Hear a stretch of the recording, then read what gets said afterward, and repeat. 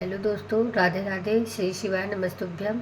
आज मैं आपको सुनाने जा रही हूँ कार्तिक मास की कथा, 7वां अध्याय।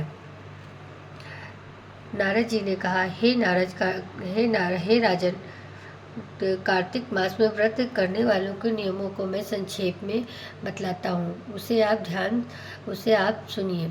व्रती को सब प्रकार के आमिष, मांस, उड़द, राई, खटाई तथा नशीली वस्तुओं को त्याग कर देना चाहिए। व्रती को दूसरे का अन्न ग्रहण नहीं करना चाहिए, किसी से द्वेष नहीं करना चाहिए और तीर्थ के अतिरिक्त अन्य कोई यात्रा नहीं करनी चाहिए।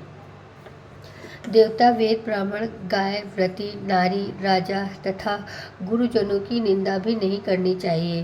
व्रती को दाल, तिलहन, पकवान व दान किया हुआ भोजन ग्रहण नहीं करना चाहिए। किसी की चुगली या निंदा भी नहीं करनी चाहिए। किसी भी जीव का मांस नहीं छूना चाहिए।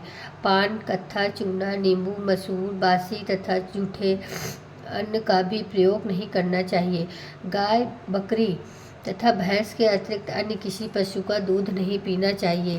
कांच के पात्र में रखा हुआ पंचगव्य बहुत छोटे घड़े का पानी तथा केवल अपने लिए ही पका हुआ अन्न प्रयोग करना चाहिए। कार्तिक माह का व्रत करने वाले मनुष्य को सदैव ब्रह्मचर्य का पालन करना चाहिए।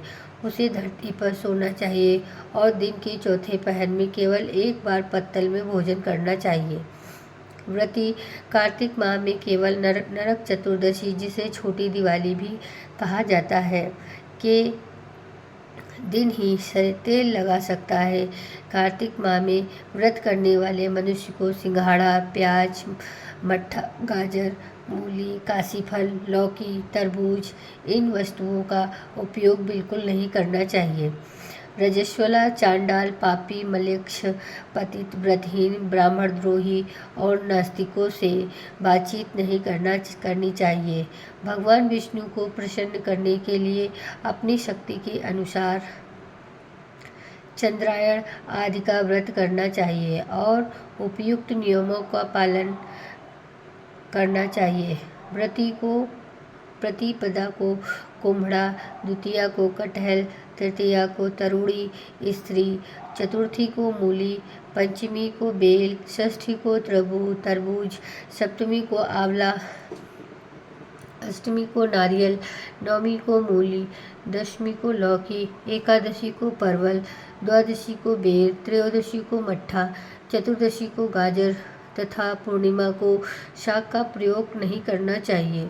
रविवार को आंवला का प्रयोग नहीं करना चाहिए। कार्तिक माह में व्रत करने वाला मनुष्य यदि इन शाकों में से किसी शाक का सेवन करना चाहे तो पहले ब्राह्मण को देखकर ग्रहण करे। यही विधान माह के व्रत के लिए भी है। देवोत्थानी एकादशी में पहले कही गई विधि के अनुसार नृत्य, जागरण, गायन, वादन आदि करना चाहिए। इसको विधि पूर्वक करने वाले मनुष्य को देखकर यमदूत ऐसे भाग जाते हैं जैसे सिंह की गर्जना से हाथी भाग जाते हैं। कार्तिक माह का व्रत सभी व्रतों में श्रेष्ठ है। इसके अतिरिक्त जितने भी व्रत यज्ञ हैं वह 1000 की संख्या में किए जाने पर भी इसकी तुलना नहीं कर सकते हैं, क्योंकि यज्ञ करने वाले मनुष्य को सीधा वैकुंठ की प्राप्ति होती है। जिस प्रकार राजा की रक्षा उसके अंग रक्षक करते हैं, उसी प्रकार कार्तिक माह का व्रत करने वाले की रक्षा भगवान विष्णु की आज्ञा से इंद्रादि देवता करते हैं। व्रती मनुष्य जहाँ कहीं भी रहता है वहाँ पर उसकी पूजा होती है, उसका यश फैलता है। उसके निवास स्थान पर भूत, पिशाच आदि कोई भी नहीं रह पाते। विधि पूर्वक कार्तिक माह का व्रत करने वाले मनुष्यों के पुण्यों का वर्णन करने में ब्रह्मा जी भी असमर्थ हैं। ये व्रत सभी पापों को नष्ट करने वाला, पुत्र पौत्र प्रदान करने वाला और धन धान्य की वृद्धि करने वाला है। आज का अध्याय यहीं पे समाप्त होता है। कल मेरा अध्याय 8वां